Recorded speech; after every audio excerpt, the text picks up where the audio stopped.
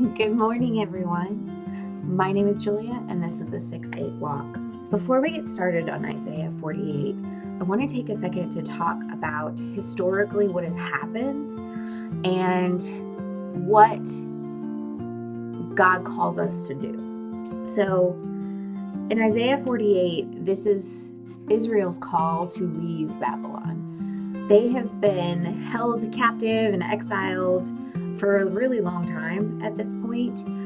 But in Isaiah 47, God has given Isaiah the word that Babylon is about to be extinguished. It is about to be just destroyed, and he is saving his people from that destruction, and so he's calling them out. And I started thinking about all the kings and the things that had happened to get them to where they were. And if you go 500 years earlier, when they ask for a king, it puts all of this stuff that's in 1st and 2nd Kings into perspective. And it really boils down to one thing. It boils down to God didn't really want them to have a king. God wanted them to make him their king. But because they asked, he gave it to them, knowing full well what was going to happen. And Samuel, who was the prophet at the time, or the judge at the time, warned them, hey, look, they're going to take all of your sons. They're going to take your 10%. They're going to take your sons and daughters and make them soldiers. And they did it anyways. And it came from a place, I think the excuse they used could have been a valid excuse. Samuel's sons didn't walk in the same way that he did. And so, but they didn't come and ask for different judges. They asked for a king. And when you go further into scripture, it says, because they wanted to be like everybody else.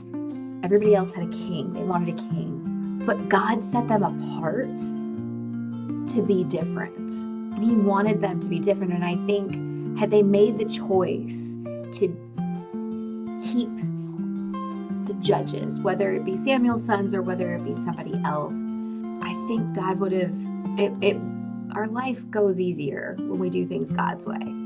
God had a purpose and a reason for wanting judges rather than kings.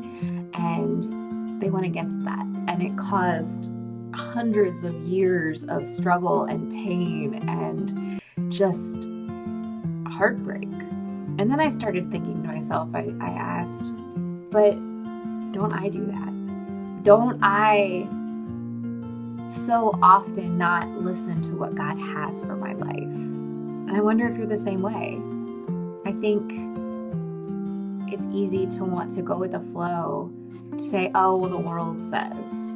I want to be like that. But we are called to be different.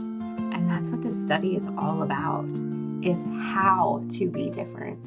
So God gave me 4 things just to front load at the beginning of this study that we need to do to seek justice, love mercy, and walk humbly with God. The first is submission.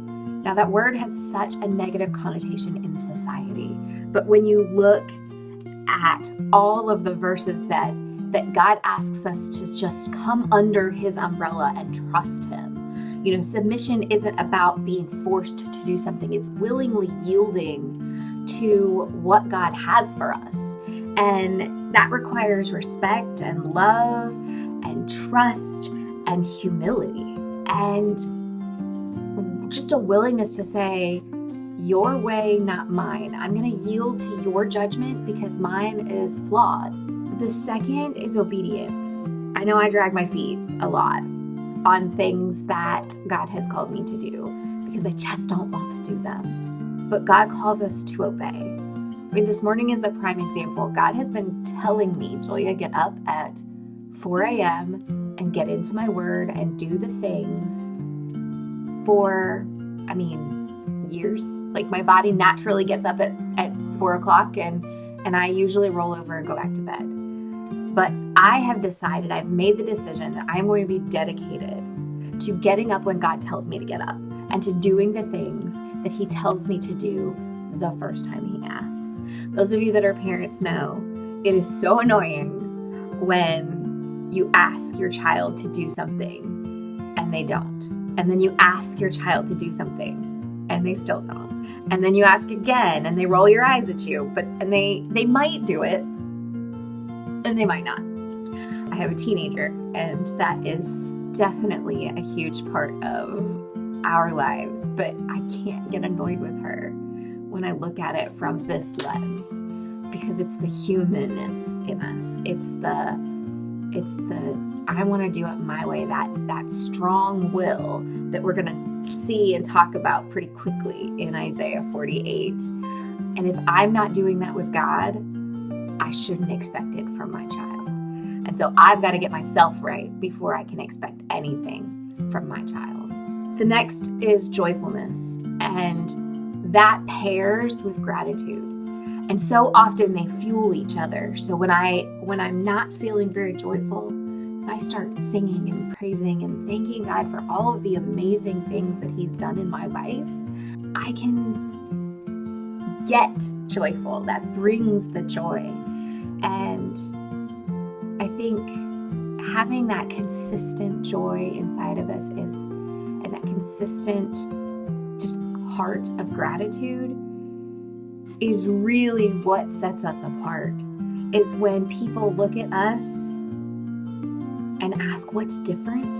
It should be the joy, it should be the gratitude we have for what God is doing in our lives. So all of that to be said, I am really excited to get started with Isaiah 48, and I hope you are too. All right, we'll see you next time.